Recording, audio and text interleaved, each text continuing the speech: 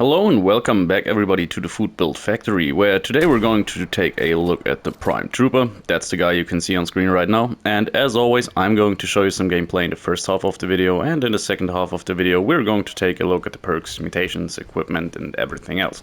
So without further ado, let's get right into the video. What this character is going to be about is a pretty straightforward thing. I wanted to make a shotgunner. As you can probably tell by the fact that we are using a combat shotgun. But one thing I wanted to do on this occasion is do a shotgunner that's not relying on VATS. And for those of you who follow my channel and seen other videos, whenever I'm going to do a shotgunner, I tend to use VATS quite heavily, and I still stand by the decision just because when it comes to Fallout 76, shotguns are basically most effective when coupled with VATS. There's a multitude of reasons. They are actually performing really well with crits and everything, but it is definitely possible to do a shotgunner outside of VATS, just using hipfire or aimed shots. And the main difficulty that you will see whenever you do this, and by the way, I'm not quite sure why the ghouls here are level 50, they should be higher, but no worries, we will encounter other ghouls at higher levels relatively soon. The main difficulty you will get yourself, or you will have to get yourself through when it comes to shotgunners, is the fact that they have poor armor penetration. Now, on this occasion, we actually just pretty much tackle the problem quite simply by using an anti-armor combat shotgun. But in addition to that, we do have the piercing magazine. So yeah, we do have a lot of armor penetration, which brings me right to the point. Whenever you do something like this, there's a few options you can go with in terms of your equipment, and that's basically the most interesting part about this video. Now, one very good choice would be just a quad double barrel shotgun. I have used such a weapon in the past. Now, in terms of like overall effectiveness, you probably would be best off if you just use a Gauss shotgun. However, on this occasion I wanted to use the combat shotgun, which is pretty much a vanilla weapon when it comes to the game. It has always been here, and I really like it. Now, my main problem with the shotgun is that I just visually prefer pump action shotguns or double barrel shotguns. It's just a very personal thing. I'm not quite sure why. Now, this shotgun here just resembles the combat rifle too much for my liking, but ultimately it still works very well as a shotgun and is, in my opinion, the most versatile shotgun that's out there. Now, I initially planned to do this with a pump action shotgun, and for the most part, like for day-to-day use, I was actually performing really well. I had a lot of fun, but there's just one point where shotguns fall really flat, and that is once you're going against tougher enemies like Scorch Beasts and such. And the only reason I decided to use the combat shotgun ultimately was because with it, you don't have a problem. You can take down level 100 behemoths relatively easily and quickly. You can take down Scorch Beasts very quickly. And yeah, it all worked out really well. So I had a lot of fun. I was actually surprised at how effective this is. Usually you will have a little bit more trouble with a shotgunner outside of that, but this turned out to be really great. The reason I went with this weapon ultimately, this time around I'm not talking about the reason I'm using a combat shotgun, but rather the reason I went with this particular one, which is an anti-armor faster fire rate, faster reload version, is because I actually had this on our live server. Was a drop I had a while ago. I think it was even from the Scorched Beast Queen. Now, just because we are actually at this point here, what you can do is you can set up your shotgunner a little bit different in order to use VATS here and there. Would have been a nice thing on this occasion, just because, yeah, flying enemies like Stingwings tend to be a little bit tricky to hit. I mean, it obviously depends on how well your skills are, but ultimately, another big feature of this character is that it is really tanky, so you won't encounter any problems on dying from enemies. Looks like we have a legendary Scorch Beast on this occasion, which should really put our combat shotgun to the test. And just spray it from afar, you won't do any any meaningful damage at this point, but you can really cripple the Scorch Beast. Which brings me to the topic I wanted to talk about a lot. One thing that shotguns have really going for them is, in terms of crowd control, they are really good. By the way, I just realized I forgot to get on a team, which will help us out. We will see why in a minute. Not a minute, will take a little bit longer. I was lying here. But yeah, ultimately it will benefit us really well. Yeah, in terms of crowd control, shotguns really exceed in this game, and that's to one simple perk, which is the Enforcer perk. There's pretty much no weapon in the game or weapon type in the game that has a potential to cripple enemies as fast and as well as the combat shotgun, as shotguns do, just because Enforcer is so good. Pretty much whenever you hit an enemy, the body part you are hitting will be crippled pretty much instantly. Maybe it takes 2 shots, but I don't think there is any occasion where you take more than 2 shots. And ultimately you can see here, once the enemy's lying and within range, which is one of the downsides to shotguns, it goes down pretty quickly. We do have a lot of DPS, coupled by the fact that we do have good armor penetration and a high fire rate, fast reload. So overall this is a really cool shotgunner, and the reason I wanted to make a shotgunner outside of VATS is that my main gripe with using VATS with shotguns is at that point they don't really feel like shotguns anymore. They more feel like you're using rifles that don't have any significant range, which is a little bit of a shame, but yeah, who gives. And on this occasion, yeah, you really feel like you want to feel when you're playing a shotgunner. Now, obviously, that's just my take on it, but yeah. When I'm using a shotgunner, I want to be in close range. I want to really just spam down the trigger and spray pellets everywhere, and this is really something you can accomplish with this character. It's a lot of fun, you're really tanky, as I said. You're pretty much never going to have to use a Stimpak again. Now there are certain situations, like maybe on daily ops or something, where you will use the occasional Stimpak, but for day-to-day fights you're never gonna have to use a Stimpak. Maybe when we are really tackled now by ballistic Mr. Gutsy's, we could get into a little bit of danger, but that's pretty much it. I still don't think that we will have any trouble. We do rely on some defense techniques that typically you would see on a low health build. Talking about, we have emergency protocols and Nerd Rage active, so while we are pretty tanky to begin with, we actually exceed a tankiness once we go below 20% health, which happens very rarely, but even then, when it happens, we still are far from being dead. And every time we finish an encounter, we will just automatically heal off all our damage within a few seconds, just by a mutation. So yeah, that's pretty much the combination I went with. It's something I really like to do whenever I'm using a power armor character. Just makes room for other stuff in your carry rate, other than Stimpaks and such. So yeah, it's a lot of fun. For once we don't have an Assaultron here actually, but yeah, as you can probably imagine, we do have Electric Absorption as a perk, so since we are in power armor and energy attacks have a chance to refill our health, Assaultrons are pretty much a joke, and especially on a shotgunner where you can also very easily blast off their legs, they tend to be no problem whatsoever. Now pretty much the only real downside to this build I found is you're running out of AP a lot. It's not that big of a deal since we're not utilizing it for combat in any way. It's just traversing the land, you're not going to have unlimited sprint or something, so that's a little bit of a downside. Makes the whole game a little bit slower paced, but I don't really mind that. Ultimately we are playing a very tanky character. It just feels appropriate to not be super agile and quick all of the time.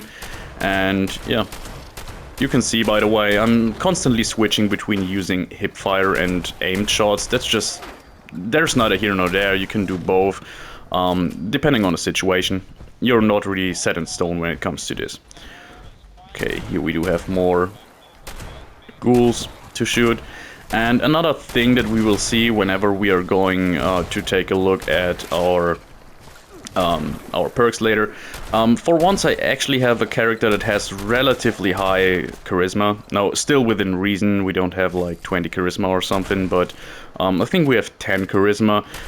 This is because this character is actually designed as a team character. Without the need to be in a team. Like, you can definitely, like I'm doing at the moment, just play on a private server and just create a public team. You still get some benefits from that. You're not going to miss out a whole lot if you're not playing on a team. It's just so... whenever you are playing on a team, especially in an event where you are near your team, you can actually be of benefit to them. We do have Inspirational, which we can share if we want to, so everyone's just getting a little bit more experience overall. And yeah, we do have Tenderizer, we do have Suppressor, and just the sheer fact that we can cripple opponents so quickly makes you a valuable ally to be with, especially in fights like Scorched Beast Queen or something. And yeah, overall this is a really good character. I had a whole lot of fun playing with it. Another big thing is the upkeep for this character is really simple. What I mean by that is you don't have to spend a lot of time repairing your armor, repairing your weapon. You don't really have to bother searching for Stimpaks, even though they are pretty abundant, but it's still just basically being able to sell every single Stimpak you find is a nice thing. So yeah, it's a very simple and brain-dead build, to be honest. There's not a whole lot that can actually be a menace to you, be a threat to you. Can survive pretty much everything, and all that while still having enough DPS so you don't really feel like you're missing out on something.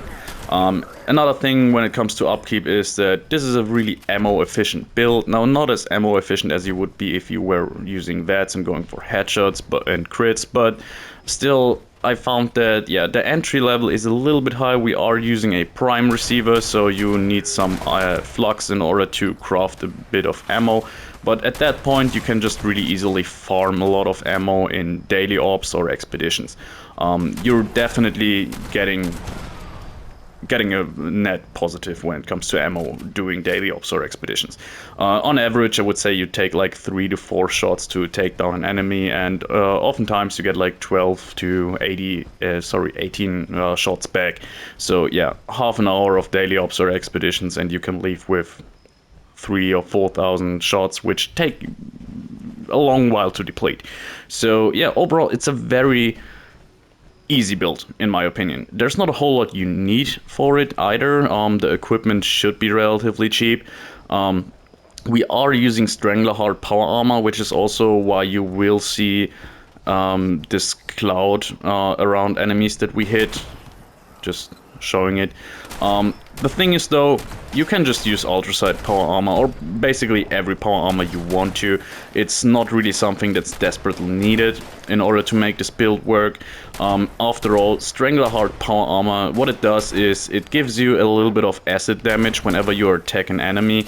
And once upon a time this was really overpowered when it came to shotguns, because every single pellet carried the damage and you could really just melt enemies really quickly. Now, this is not the case anymore. In fact, Strangleheart Power Armor has been nerfed into the ground. It really is super bad. Like, look at this. You don't even see a... Yeah, you can't really visually see the damage you're doing to enemies. Now, on really rare occasions, when you fight something like a level 50 ghoul or something, they have so little resistances that you will see a little bit of a benefit from it, but at that point, yeah, you can just bash it to death, which says something in Fallout 76. So, really the only thing that is added by the Strangleheart Power Armor is basically the visual effect. Now, there's one thing I have mentioned in the past when I was doing a build called the Plague Carrier or Plague Rider, I'm not quite sure at the moment. Just from, you know, a logical standpoint, what should happen is, since you are attacking an enemy over a time, you're constantly re-attacking it with the acid damage. That should mean that you should get the benefit from our Suppressor and our Tenderizer perk. as long as the dust or acid cloud is active. However, that's just something I have never really tested. That's just, and most likely, knowing the game, it probably doesn't work like that because it would be too logical, you know. But that could be a benefit to it. So, yeah, we do have the suppressor perk, which reduces an enemy's damage output, and we do have Tenderizer, which makes it so the enemy takes more damage after you attack.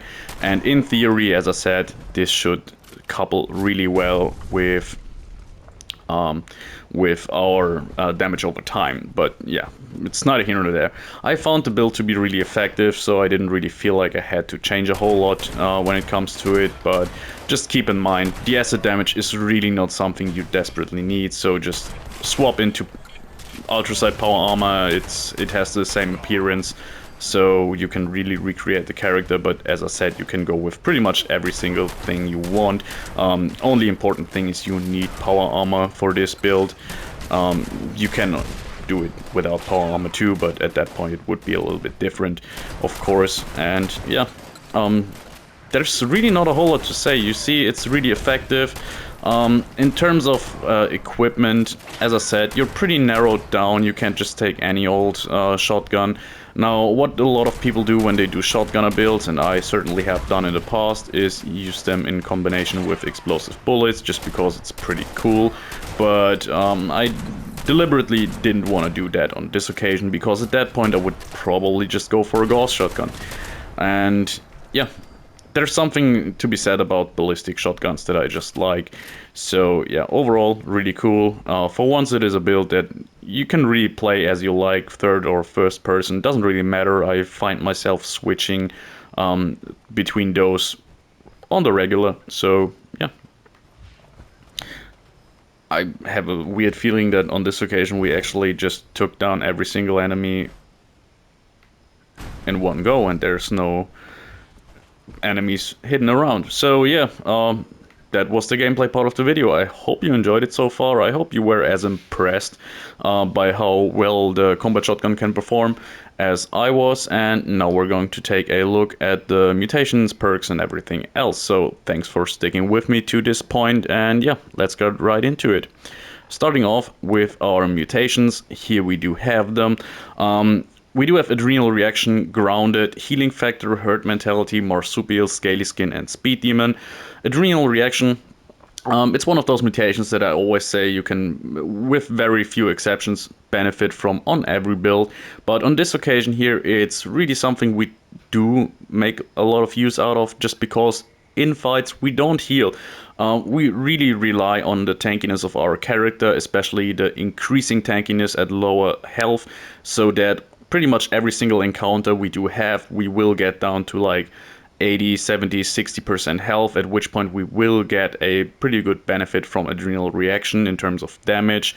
And the longer a fight lasts, the harder a fight gets, the better we will get, the tankier we will get. It synergizes very well. Now, you will see low health builds utilize this the whole time. We don't really do so. It's a really dynamic build when it comes to your health and Adrenal Reaction, but I ultimately found that it worked out really well. Now, on top of that, we do have Grounded, which just gives us extra energy resistance. Now, in all fairness, this is not necessary by any means, both because we do also already have very high resistances from our Power Armor, so adding 100 energy resistance on top of that isn't the craziest thing. It won't make a whole lot of a difference, and especially since we do have electric absorption, so energy damage in and of itself is healing us more than it is hurting us most of the time, so it's not necessary. However, the reason it is here is every little benefit it does give us, it gives us basically for free, because the only downside is energy gun damage being reduced, and we don't use energy gun damage, we're using purely ballistic damage, and therefore, yeah, that's why it's here.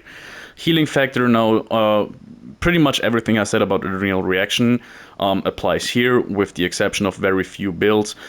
Healing Factor can always be beneficial, but on this occasion, we actually made our build centered around this a little bit. As I explained, we are designed to take damage during a fight, getting more effective, and whenever the fight is over, we don't have to care about it. We're just going to back to full health within like 5 seconds or so. So this is a really necessary perk in order to mutation in order to make this specific build work.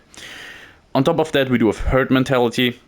Now, this is not really necessary either, just because, yeah, we don't really rely on any specific stat in terms of damage, in terms of gameplay. It's not like in VATS where we really get a big benefit from having more action points due to more agility. It's not a melee build where we get extra damage from extra strength. So overall, we get a little bit of a benefit in terms of tankiness, just because we have a few more action points to burn with dodgy, and we do have a bit more endurance and therefore a bit more HP. But you could live without it. The only reason it's here is this, as I said, is designed as a team build, and you pretty much always want to be on a team, even if it's on yourself. So why not have a few extra special points, right? Then we do have Marsupial and Speed Demon. Now Marsupial just for higher jumps, we always have Marsupial. There's no downside to it really. I mean, less intelligence is a bit of a bummer, but ultimately, yeah, not playing with Marsupial is just a downside in my opinion. And Speed Demon, yeah, we are all in on reload speed. We're all in on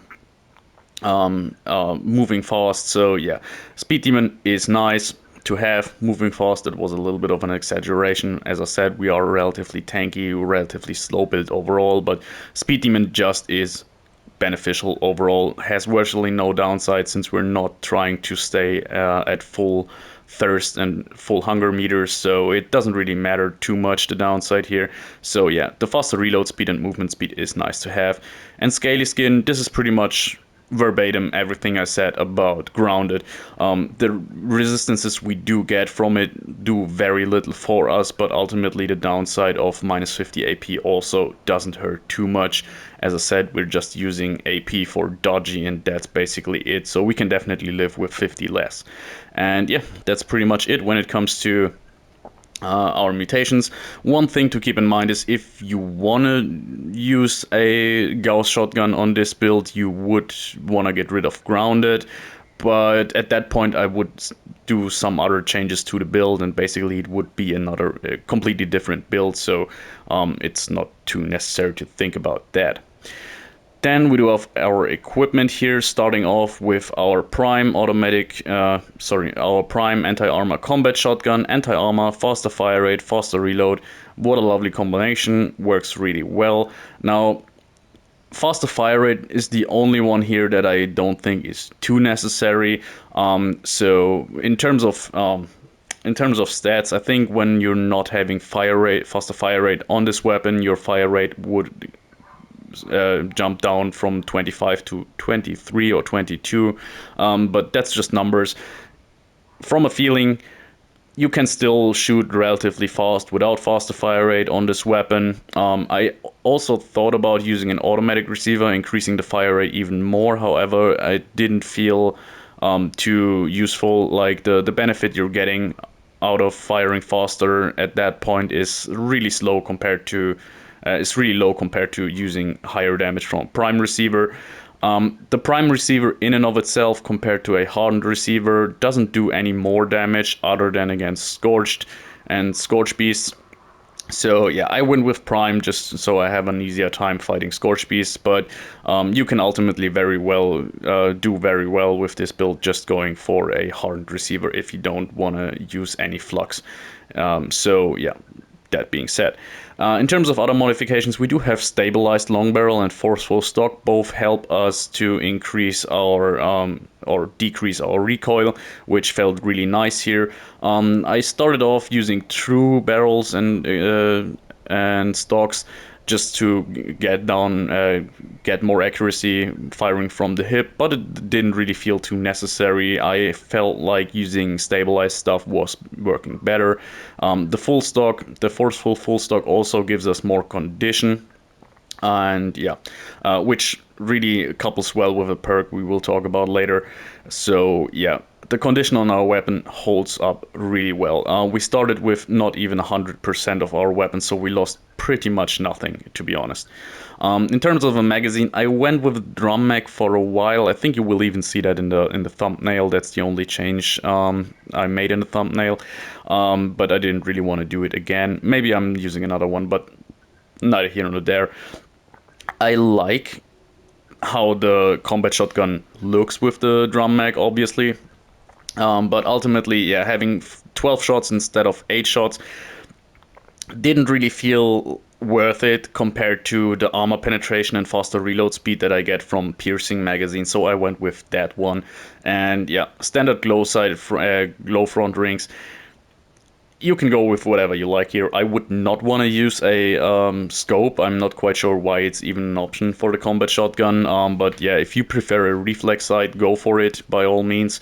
I just liked how the weapon appeared with the standard glow front side ring, and ultimately it didn't really do a whole lot of difference in my opinion. So yeah, go for whatever you like here. And when it comes to a muzzle, we could yet decrease our recoil a little bit by using one, but the problem with muzzles is that they reduce range, and pretty much I try to avoid everything that reduces my range, just because, yeah, 72 is okay for a shotgun, but everything you add that decreases your range, you quickly start to get into a range of like 40 or something, which at that point is really low. So yeah, you can live with it. It's not really unbearable at that point, but yeah, I wanted to have it like this, and that's pretty much it, everything I can say. In terms of ammo, by the way, we went through something like 600 shots. So yeah, we started with 8,800 or something like that. So really, yeah, pretty ammo efficient weapon. In terms of our armor, we do have a Stranglerheart armor set. As I said, you can go with whatever you like here. Same goes for our legendary effects. The only thing I was looking out for on this occasion is I wanted to have a full set of Sentinel, and the reason is it didn't really matter too much by the end. There was no particular legendary effect I felt was super necessary, and just so I don't always use powered in order to get more action point refresh, I wanted to do something else using Sentinel. So whenever we are standing still, we are quite a bit tankier. Every single bit has a 15%, 75% chance to reduce our damage by 15%. So ultimately, yeah, it's not similar to the Stranglerheart power armor in and of itself. It's not what it once was, but yeah. You're definitely seeing a increase in tankiness if you're just standing still, which is definitely a situation you will find yourself in every now and then with this build, especially if you just want to do it. When it comes to modifications, since the Stranglerheart power armor uses the modifications that you unlock for Ultrasight power armor, I did not have calibrated shocks on this occasion. As you can see, we still have 260 carry weight and no problem with it. So I went with cooling vents that just reduce the power armor drain, fusion core drain from dodgy and everything. But yeah, go for whatever you like. Obviously, if you have access to calibrated shocks, go for them. And the only other interesting thing here is probably the torso, if I can find it. Where is it? Yeah, that's the torso. We do have the emergency protocols. These couple very well with Nerd Rage, which you will see in a minute. So yeah, the moment you get below 20% health, you really start to get really tanky. I don't think we saw it once within the video, which is a good sign because yeah, we're tanky enough so this doesn't happen all of the time. But even if it does, you're not in trouble just because you're low health. You start to get really tanky. So this guy really is hard to take down and kill. And yeah, that's pretty much it when it comes to our equipment. Not a lot to say here. Looking at our perks, in terms of strength, we have it maxed out 15. All of the shotgunner perks maxed out for maximum damage, just from shotgunner perks. Then we do have scattershot, 30% faster reload speed. That's the main thing we're looking for here. But obviously, having 90% reduced weight on our shotguns is also very nice. Then we do have Pain Train. Now this I haven't really utilized within the video. but it can be a lot of fun just shooting some enemies and then take them down by sprinting into them. Have made other builds that utilize Pain Train. I know it's not the greatest perk in the world, but it's a lot of fun to use. It's actually efficient enough so you can definitely use it every now and then to take down an enemy. And the biggest reason why I like to use Pain Train is just because it really brings home the feeling of being in power armor, if that makes any sense. But yeah, you can definitely live without it. If you find yourself still using cams or something, use something like Traveling Pharmacy or whatever. Blocker would be also a really good choice here, but ultimately Pain Train is the one that I just added for fun. Then we do have Perception at 4. The most important thing here is Skeet Shooter, just to increase your accuracy and reduce your spread from your shotgun. Makes it way more viable to use, just because more of your pellets will hit an enemy in most situations. So this was a no-brainer. I decided to add 1 point of concentrated fire for one single reason, which is every now and then you can target specific limbs in order to take them down, which can be useful when fighting Scorchbeast Queen, Earl Williams or something like that, and to check if they are actually crippled. Now, by all means, this is not necessary. You saw me during the video just spraying the Scorchbeast, and sooner or later it just lands because, yeah, every single limb will be crippled relatively soon. But yeah, this just gives you an option to check and target specific limbs, and since we're just using this every now and then, we also don't have to invest into VETs any more than that. It's just 1 perk point, so it can't hurt. However, yeah, yet again, not really necessary. Then we do have Endurance. This was a little bit of an odd spot. I wanted to have it relatively high in order to be yet a bit more tanky, but there just isn't a whole lot of useful perks here. Now, Fireproof, this was a bit of a no-brainer, and in addition to that, I added Life Giver just for some extra hit points, and Photosynthetic. So during the day, between 6 AM and 6 PM, we do get some health regen on top of everything added by our Healing Factor mutation. Not necessary again, but I just wanted to have some more points in Endurance. Then Charisma, probably the most interesting thing when it comes to this particular build, because Charisma is weird, there's just not a whole lot of good stuff here. I have it at 10 and already felt like I needed to stretch and use stuff that's not super useful. Now, Inspirational, this is a great perk. Starting off with it, whenever you are in a team, you gain 15% more experience. This is nice. We have relatively low intelligence, so ultimately we're not getting a whole lot of experience, and this helps a little bit. Now, we also have enough charisma to share Inspirational. As you can see here, you can share pretty much every single rank 3 perk, but I found Inspirational to be probably the most reliable thing that everyone will be happy with if you share it. Then we do have Strange in Numbers. Now, in all fairness, our mutations don't add a whole lot to our build, but yeah, having Strange in Numbers still can be useful. It's yet again just 1 perk point of investment, so it's no bad using it. And then we do have Suppressor and Tenderizer. Suppressor reduces your target's damage output for 30% after output by 30% for 2 seconds after you attack. As I said, that could potentially be a nice synergy with our damage over time from the acid damage added by our Strangleheart power armor. But even if not, when you're shooting as long as you are shooting an enemy, you reduce its damage output quite a lot. And then we do have Tenderizer, which gives you 10% extra damage after you attack an enemy for 10 seconds. This, in the past, was super good for shotguns because it's stacked with multiple projectiles up to 40% extra damage. So whenever you were attacking an enemy with a shotgun, you were getting 40% extra damage on the second shot. As far as I'm aware, it's not the case anymore, but still nice to have. So yeah, just something to keep in mind. It's yet again not as powerful as it once was. Then we go over to Intelligence, Nerd Rage, and Power User. Pretty straightforward stuff on this occasion here. Nerd Rage, I explained, couples very well with our emergency protocols. Rarely going to see this in use whenever you fight with this build, but it can be really nice. And in certain situations, it will happen that you get within Nerd Rage, and at that point, you're really a tank. But yeah, nice to have. And Power User, well, not necessary. You can definitely get away without using it. I decided to use it just because whenever you are using dodgy and power armor, your fusion cores can deplete relatively fast. Now, as I said, we do have electric absorption as a legendary perk, so we do also recharge our fusion cores from being attacked by energy attacks. So this happens often enough in my experience that you're basically not running out of even a single fusion core.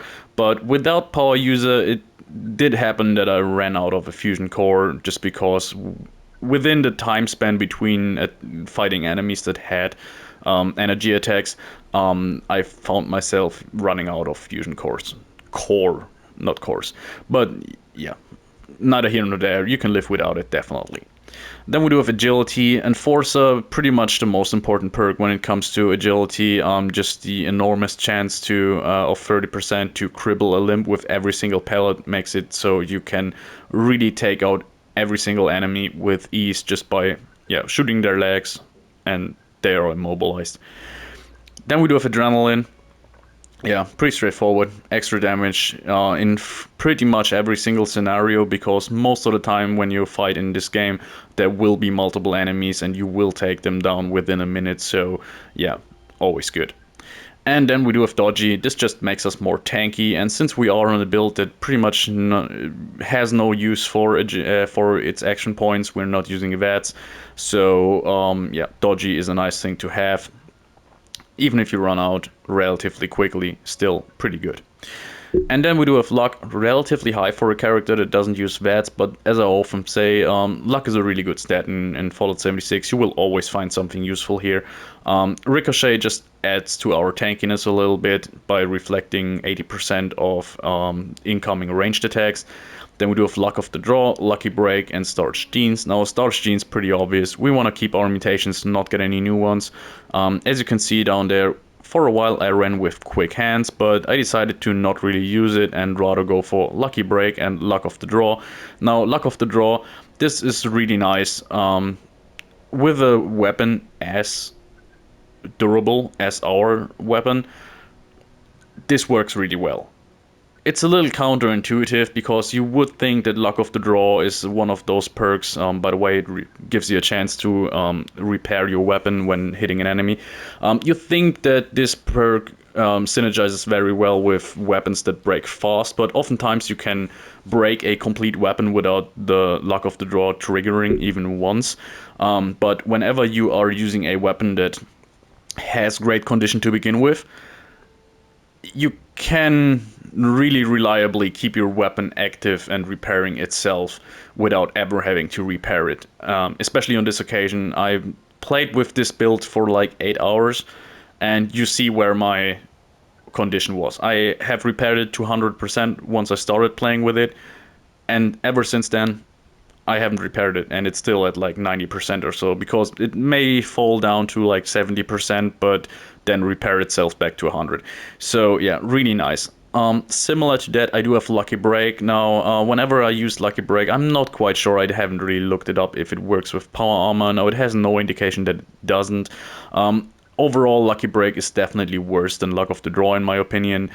Seems to proc way less, or at least I never realize when it procs, but yeah, I still have it on here just because the combination was nice and synergizes well with our low effort character.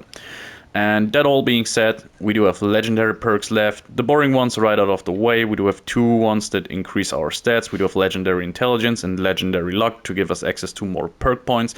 And the rest here is far-flung fireworks. By no means necessary. It's just flavor, to be honest. I rarely find it useful and adding to your damage. It just gives you a 20% chance to make enemies explode whenever you kill them with your ranged weapon. Happens quite regularly, but yeah, the range seems to be very low. Yeah, as I said, more flavor than anything. Taking one for the team, this is a really important one since you're always playing on a team with this character. 40% more damage to an enemy that attacks you, that's great. So yeah, happens all of the time, especially since you are in such close range. You will draw aggro pretty efficiently when you are in a team, so you will most likely be the center of the attention when it comes to enemies. So yeah, works really well. Electric absorption, pretty much a must-have whenever you are in power armor. I think I will never make a power armor character that doesn't use electric absorption. It's just too good. Chance to heal you and chance to recharge your fusion core. Now, funnily enough, the recharge of your fusion core always has been the more unnecessary part of this thing. It's just that, yeah, energy attacks can heal you and will do so very reliably, is just making this legendary perk really good. And last thing here I have is Funky Dots, and there's one specific reason I do, which is I made this very tanky character. It's a lot of fun, but the only thing that I found that could reliably take me down was like Mylar Queens and their poison attacks and so on. So yeah, having poison resistance on top of our tankiness was kind of necessary, just because it felt frustrating otherwise. Sometimes in daily ops where enemies drop poison hazard, um, you could just die relatively quickly. And with Funky Dots at rank 3, this is pretty much diminished. Now you could make room for something else by just using Union Power Armor, but yeah, on this occasion, Funky Dots it was. And yeah, with that being said, I hope you enjoyed the build, guys, and see you next time. Bye.